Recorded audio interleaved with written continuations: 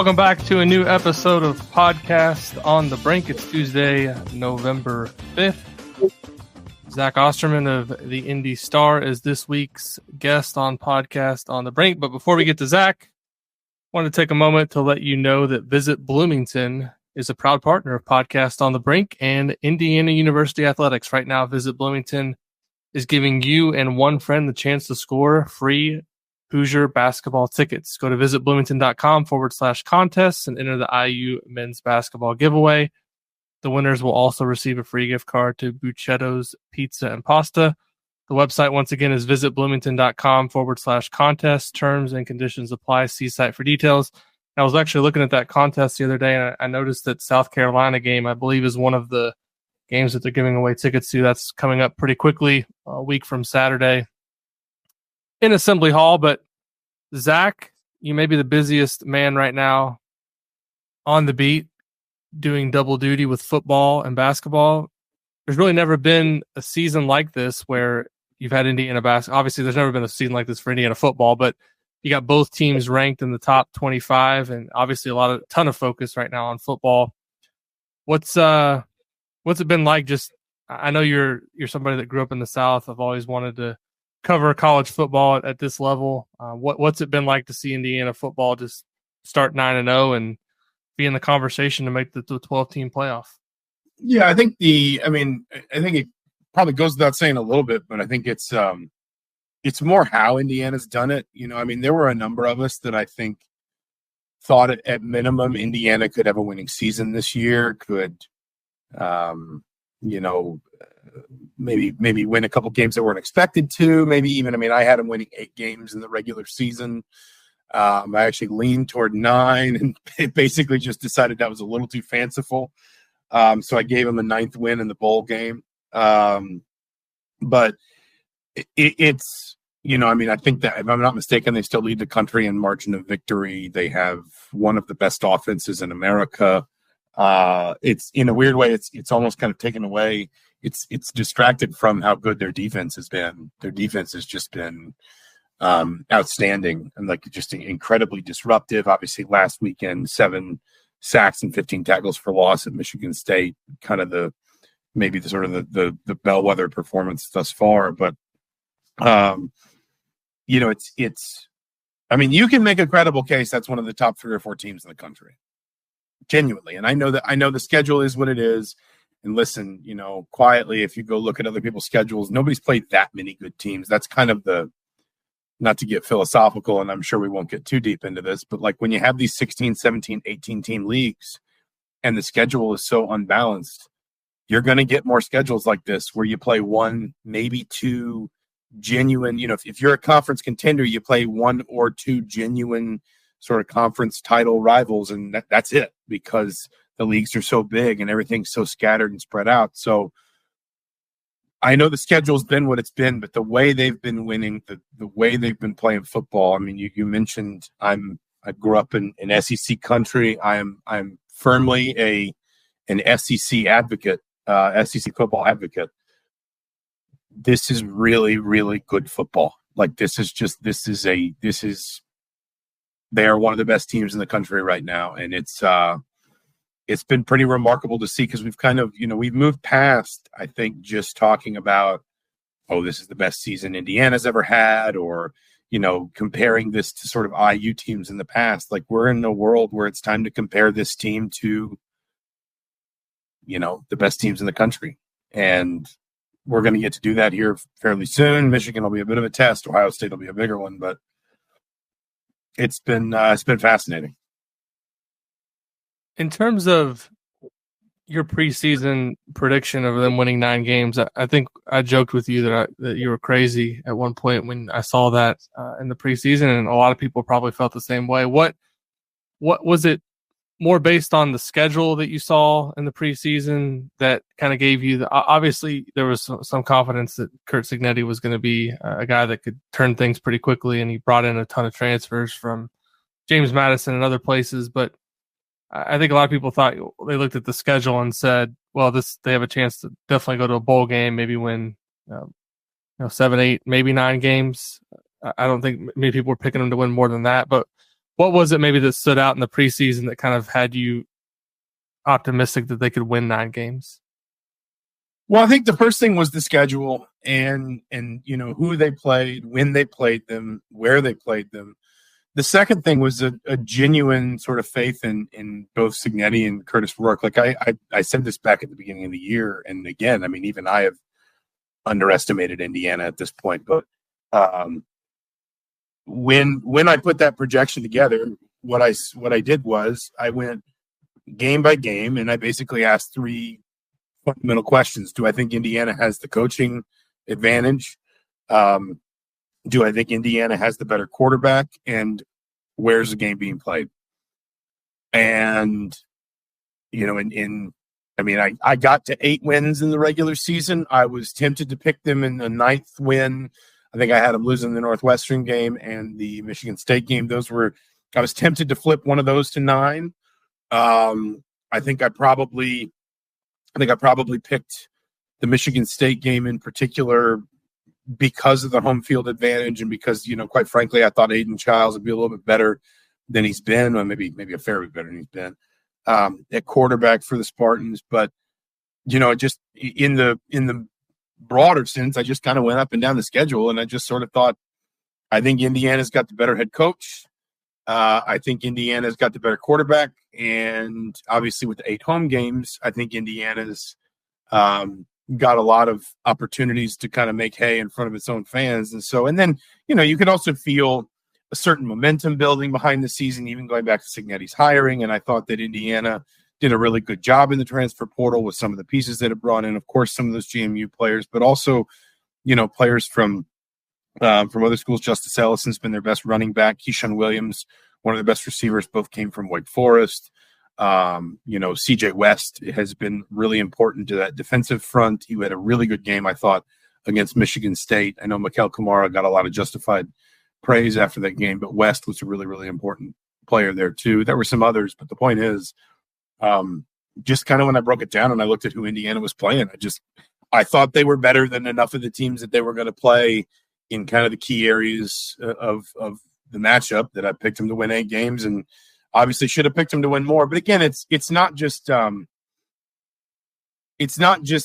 they've won, it's how they've won. That's been the difference. Like that's been, just the sheer dominance that they've shown. And, we're talking on Tuesday morning. The playoff rankings will drop Tuesday night. I know that's the only thing anyone will be watching on Tuesday night. But I actually think I've seen some projections that they'll be, 10, 11, kind of right there on the bubble of the playoff. I know there was at least one projection running around out there that didn't have them in the playoff. Let's say I find that unlikely.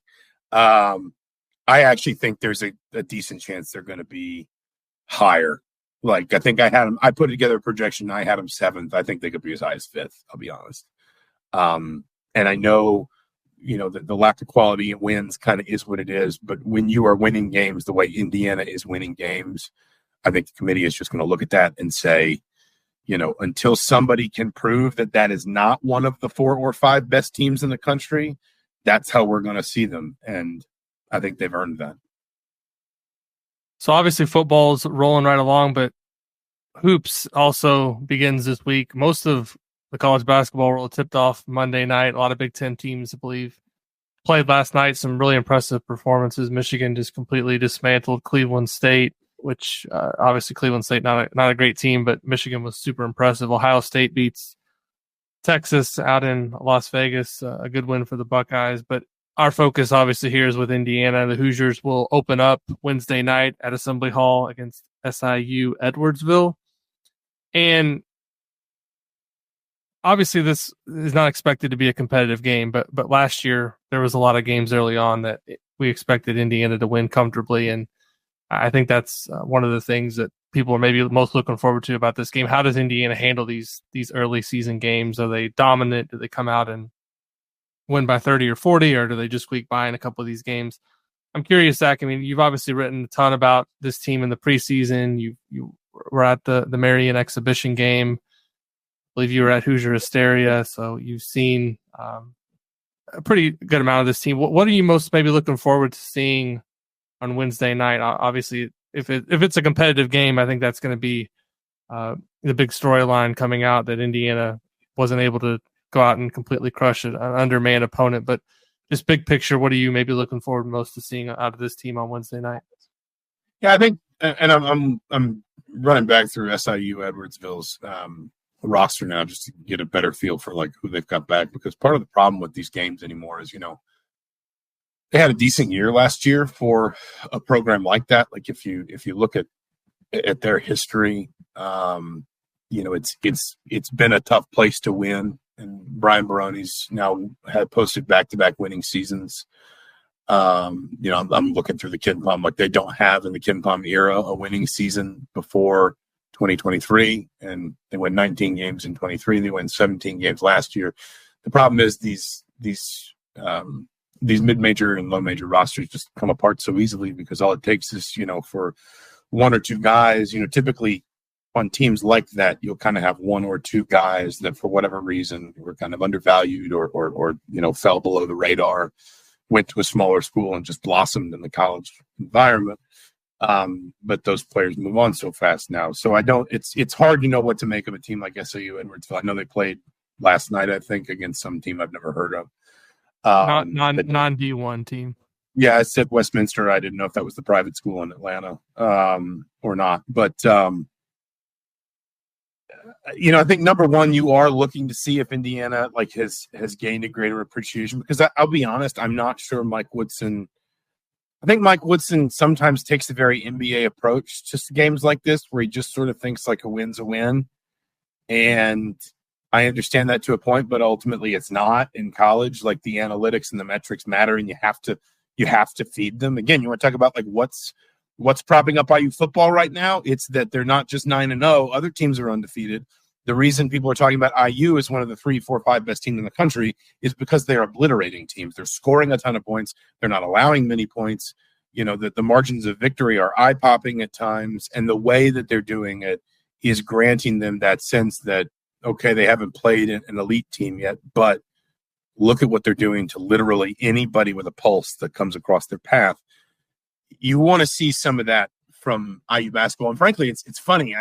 I would have advocated for taking an easier road in the non-conference than Indiana did with some of these games. Like these first two games, SIU Edwardsville, Eastern Illinois, come into the season ranked 321 and 340 in KenPom. But then you look at the other bye games, like UNC Greensboro's 173, Sam Houston State's 128, Miami, Ohio's 162, Chattanooga 151, Winthrop 166. Like, I'm not sure what you get out of challenging yourself in games like that specifically. If you play one or two of them, but like those are the games that ultimately, I know we used to talk about empty calories and all that. Again, that stuff seems like it's just so far to one side anymore, because we have consolidated conferences. You're going to play so many meaningful quality conference games most of the time that we don't think about non-conference scheduling quite the same way. And I think Indiana should be playing more marquee games as a rule than it does.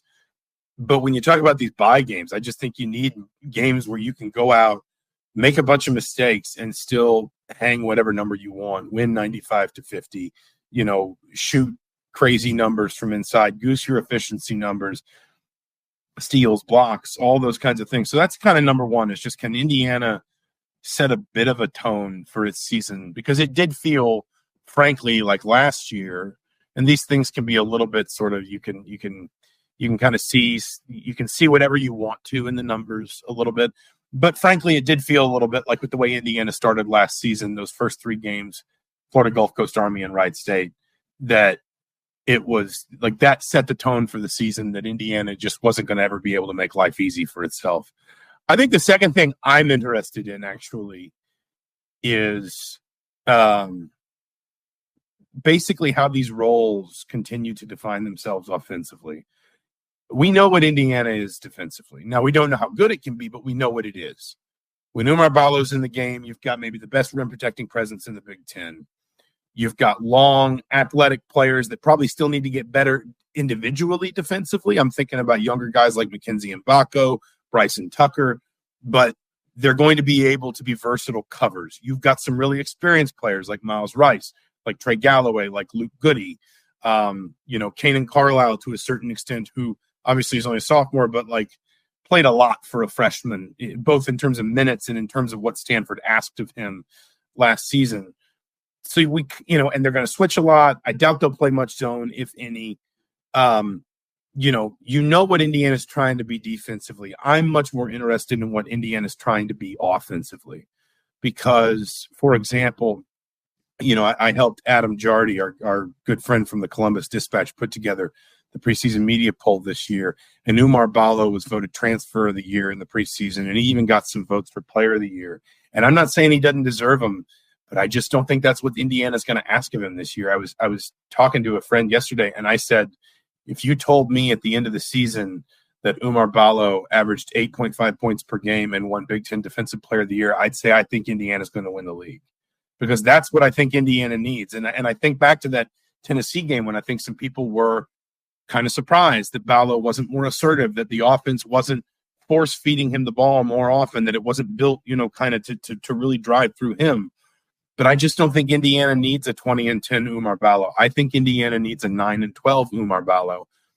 And it says to him, basically, you are the game changer at the defensive end, and don't worry about the offensive end. There'll be nights, since Wednesday might be one of them, just from a size perspective. Marion was like this, where it's just like there's nobody out on the floor that can hope to match up with him. He just goes out and gets 19-8, and it just happens. And there are going to be nights in Big Ten play where that's what the defense has given Indiana, and so they force feed him, and he scores, and Indiana wins. But I think that actually I just wouldn't be stunned if we get to the end of the year, and or even maybe the midpoint of the season, or the end of January or Valentine's Day, and there's this discourse out there, from sort of the 10,000 foot view, that Uumar Balo has somehow been performed under expectations at Indiana, and anybody who's up close to Indiana watching it says no, he's exactly what Indiana needs.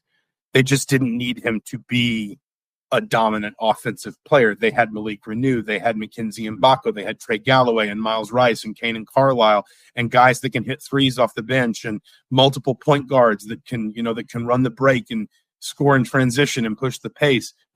They didn't need a guy who was just going to go down there and sort of force his way to the rim for, dunks and fouls so consistently, because they were able to get their offense from other places. And so the thing I'm most interested in with these first 3 or 4 games for Indiana before they go to the Bahamas is, what are they trying to do, and what do they look like offensively? Because that, to me, answers a lot of questions about this team's ceiling. If they can't get it consistently from elsewhere, and they do have to go back to, the 2 big bully ball all the time, then I think that puts a ceiling on this team's ambitions. But if they can be the kind of team that spreads the scoring out, that's able to pivot to different players that can score in different ways, because they got a lot of them, and you look at any one player, be it Uumar Balo, be it Mackenzie Mbako, whoever, and just say, hey, don't force it, it's going to be fine, because we've got so many guys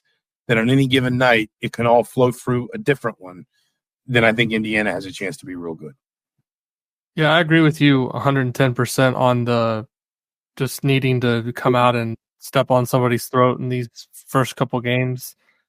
It seemed like a lot of the games last year, when they won by those very close margins, and Woodson was asked about it, he was basically, I don't want to say he was defensive, but he basically said they won, so he wasn't real concerned about the margin of victory. But you're right in that when you look at the net and all these different analytics, they take into account how you're winning these games. So it very much does matter. I mean, if you're up by 40 as opposed to 10, your Ken Pom and your net ranking is going to be impacted by that, and that's not the case in the NBA. As you mentioned, it's a wins or losses business, and where you are in the standings is where you are, and that's how you get in the playoffs. So that's an adjustment. Hopefully there's been at least some conversation internally about the importance of taking care of business in these games, because it does matter ultimately in your analytics. The other thing I'll say about Balo, you're right on that too.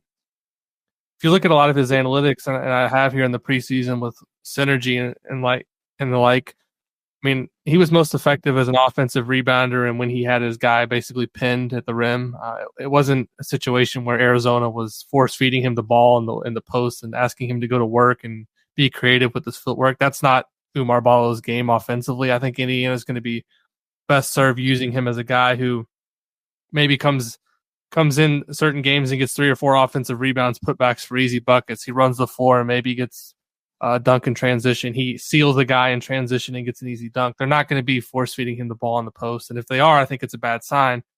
It kind of leads me into my next question. We've seen Indiana obviously struggle from the 3-point line in these first 2 exhibition games. And I think it's going to continue to be a question every game until they come out and shoot 35, 40% in the game. Is there any concern, do you think, from their side of things on just how poorly they've shot the ball from the perimeter, or are these exhibition games and doesn't really matter that much? Because to me, I mean, I think they've taken over 43s in these first 2 exhibition games and shot, I think, 23, 25%. I don't have the numbers right in front of me, but obviously not the percentage that would really justify that type of volume. And I think for Indiana to reach it, they're going to have to be able to 10 of 44. Is that right? I think it's 10 of 44. That sounds right. Is the number right now. I mean, listen, I think 2 things can be true. Number one, nobody has to give an Indiana basketball team any grace when it comes to 3-point shooting until they start making some. And this isn't even like a Mike Woodson problem. Like, Indiana hasn't shot well from 3 for the best part of a decade, and it's confounding, frankly. You know, I mean, I guess 2 years ago they were actually pretty good from 3. The thing is, they just didn't take very many. And so I think, in fairness, I think part of the argument was it was better for them to be very selective with their 3-point shooting because, A, they had such an efficient scorer in the post, and B, they had some good shooters that did not necessarily have a ton of guys that you would want to get a ton of volume.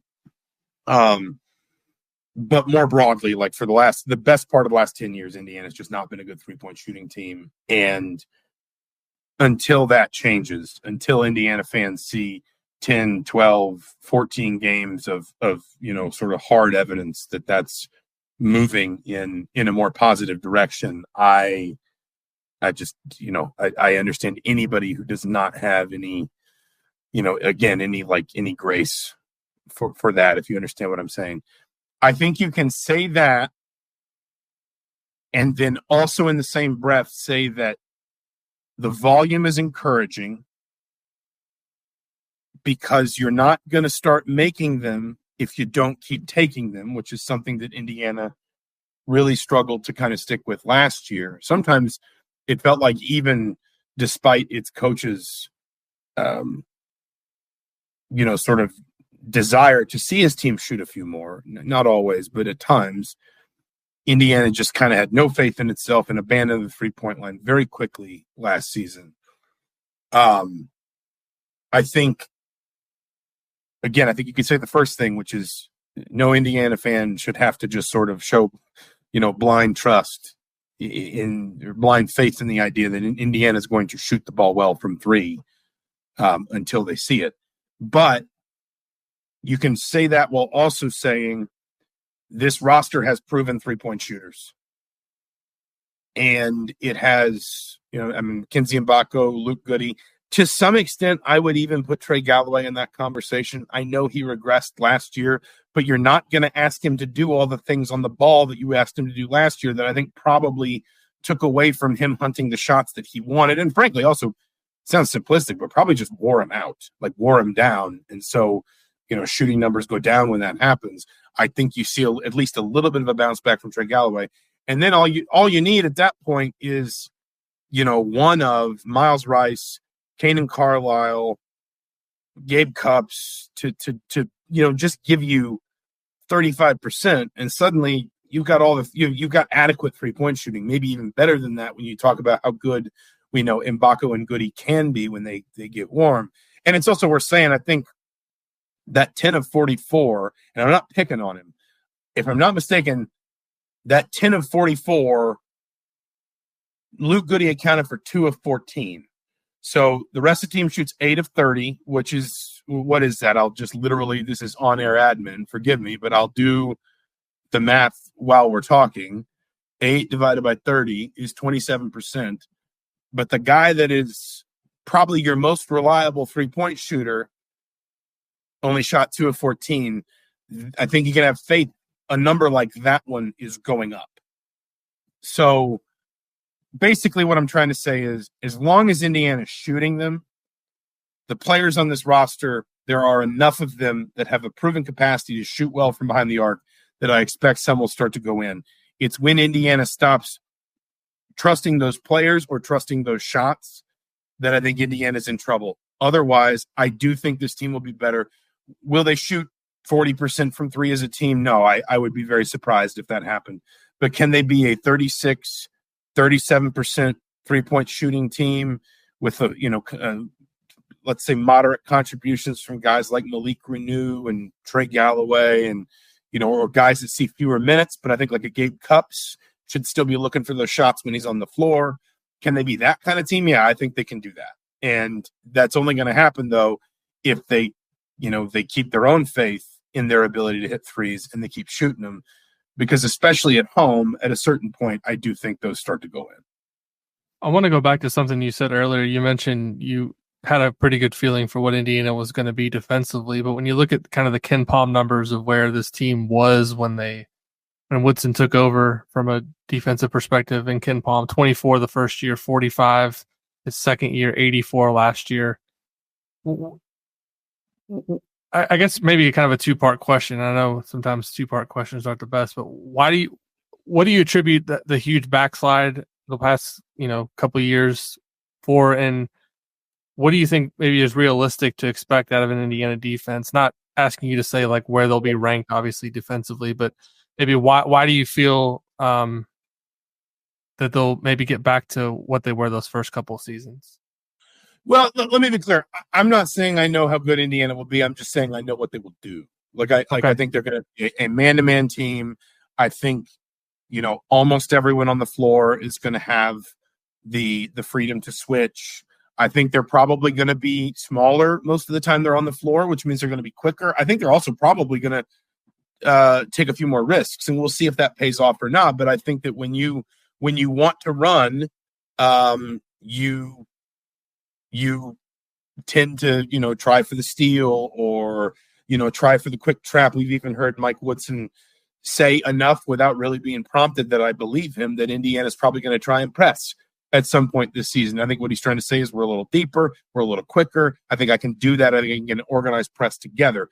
I don't think anything like that or a zone or anything is going to become, somehow like a staple for Indiana. I think it's more about, hey, this is something we can throw at people, not just in last-minute clock situations, but, let's change the pace of this game. Let's speed the opponent up. Let's get them out of their rhythm and see what we can do. Like a press, for example, is a really interesting thing to break out on the road against a team that maybe has dodgy ball handlers, because suddenly you speed them up.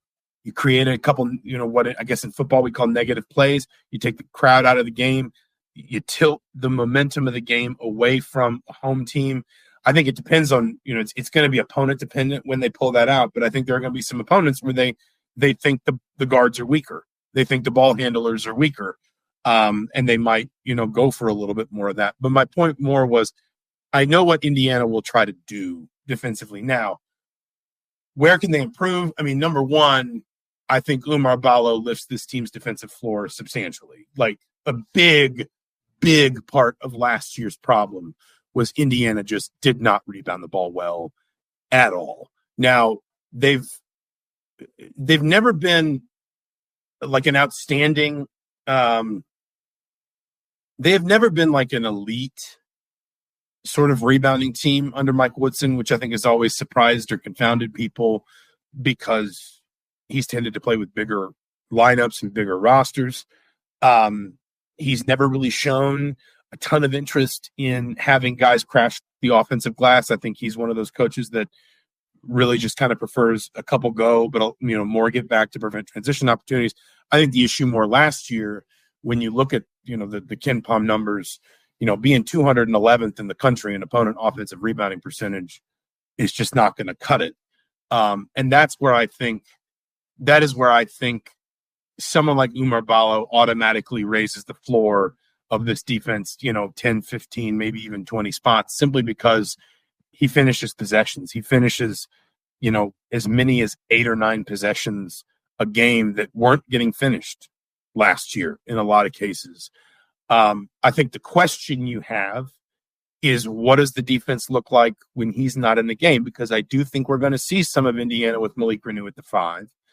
Maybe even at times Langdon Hatton at the 5, just depending on kind of how the substitutions roll through. We've seen a fair bit of Hatton out there in what you would consider like sort of 4 around 1, rotations in the 2 preseason games, particularly Marion. Now, was that just because Mike Woodson was trying to lighten the minutes load in some of those games, again, particularly Marion, or did he want to have a look at Hatton as kind of a lone 5 with guards and wings around him? We'll see. But when Balo's not in the game, that is where I think suddenly you don't have a natural rim protector. If Malik Renew is your 5, you have an undersized 4 playing, basically you need that person to be your best sort of rim deterrent and rebounder. That's where I think you do start to get into, you need Mackenzie Mbako, you need Bryson Tucker, you need guards going to the glass. But if you get that, then you can play faster.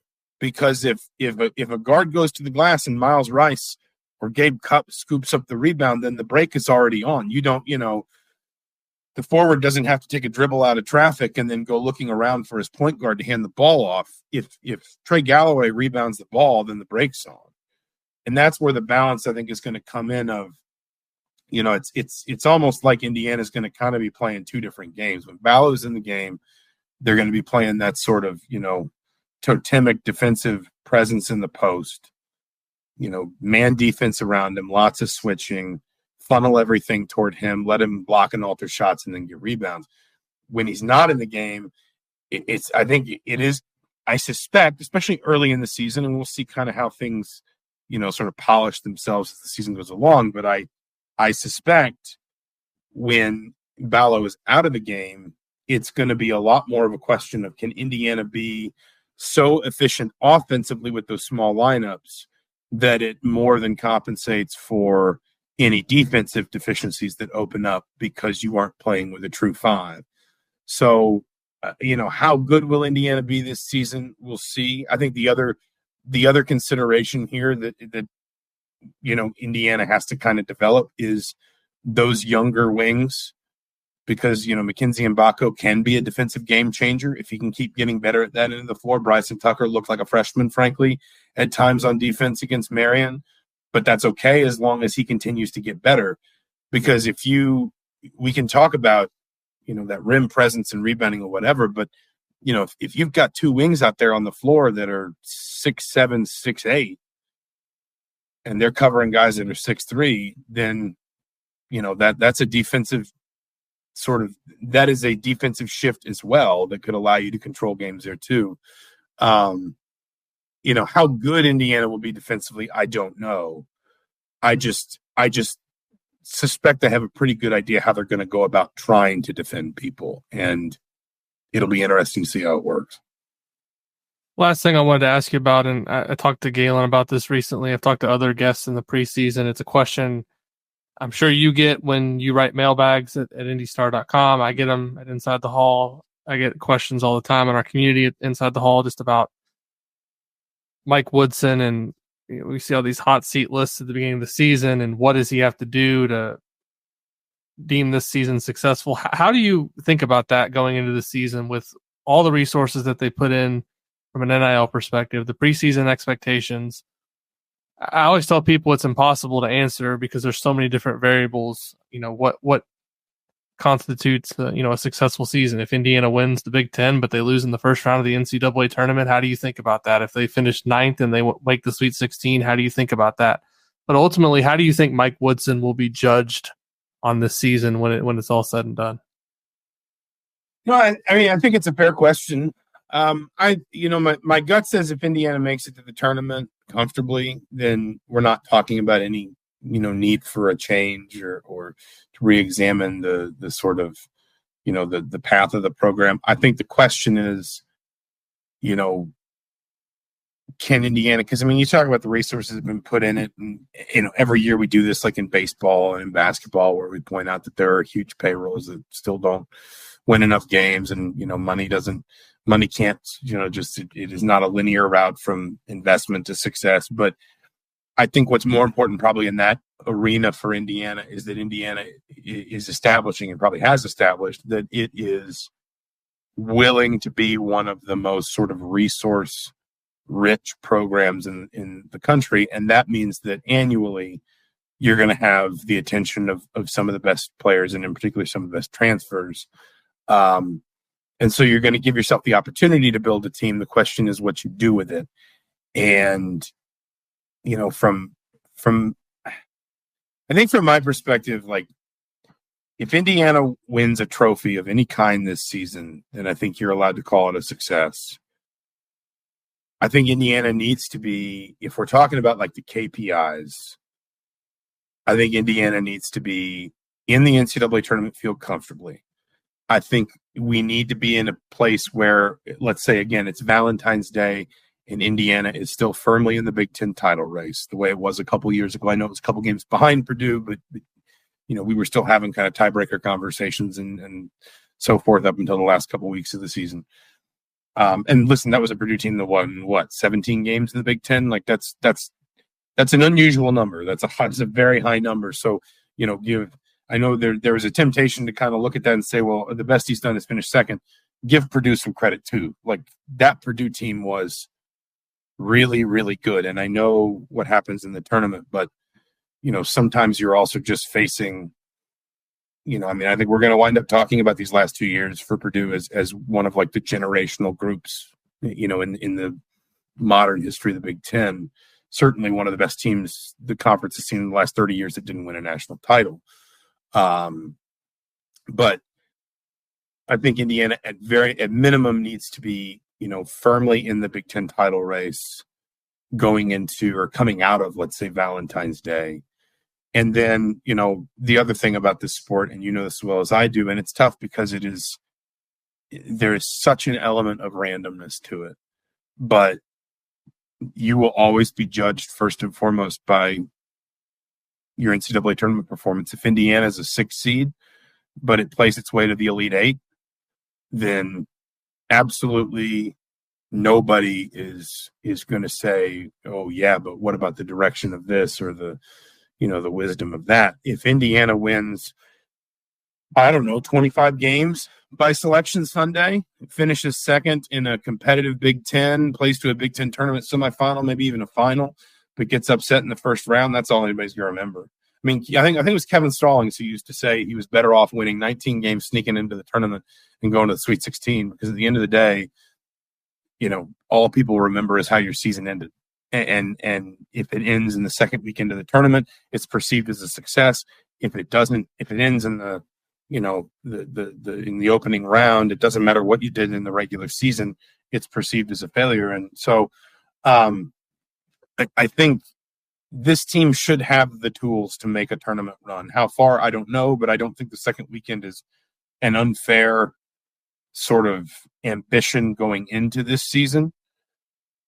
And so I think what you need to see from Mike Woodson, when you have invested in a roster that is pound for pound as talented probably as any in the Big Ten, 1 through 5, 1 through 7, 1 through 9, it's probably as talented, player by player as any in the conference. I think what you need to see from Mike Woodson more than anything is proof that he can take a really good team and compete at a very high level with it.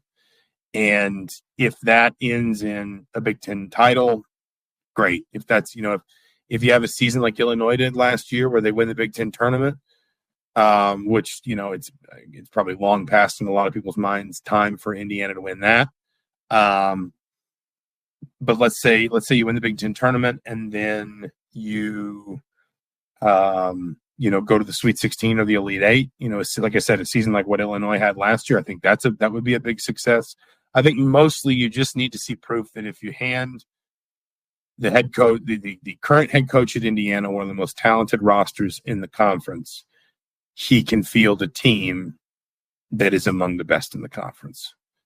And, I think that's it, as you said, it's impossible to nail down a do this or else, kind of thing. Like you can kind of do that in college football, going back to IU football, like you can kind of say, hey, you got to make a bowl game or Right. You've got to win 10 games or you've got to take this team to the playoff, or you can't really do that in basketball because there are so many different ways to measure success. And frankly, so many different priorities for different constituencies. Some fans, if you said, would you rather go to the Sweet 16 or win a Big Ten title? I suspect a decent number of Indiana fans would say Big Ten title.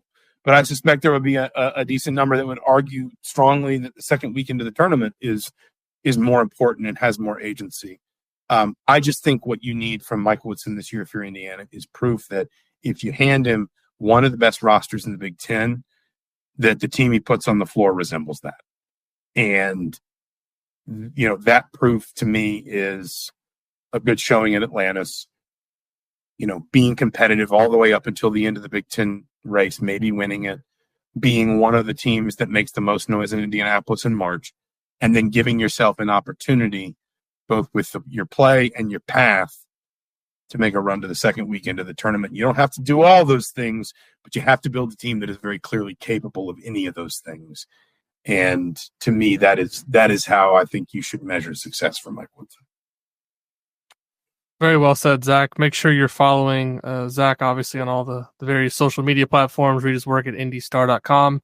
Subscribe to his YouTube channel. I've been watching a lot of those videos. Good job, Zach, over there. And also been enjoying your post-game podcasts with Mike on Mind Your Banners. Those have been outstanding. So make sure to check out all of Zach's work over there. Thanks again, Zach, for taking the time. And basketball season's here. Football season's in full swing. Never been a better time to be a IU beat reporter that covers both sports, right? It's I think we're going to sleep at Christmas. I think although we may be, who knows, we may be getting ready for a semifinal. I don't know. I wouldn't put anything past this team. So thanks for having me. It's a fun job. Yeah. Thanks, everybody, as always, for listening to Podcast on the Brink. If you enjoy the show, please leave us a rating or a review over on Apple Podcasts. Leave us a 5-star rating over on Spotify, and we'll be back soon with another episode of Podcast on the Brink.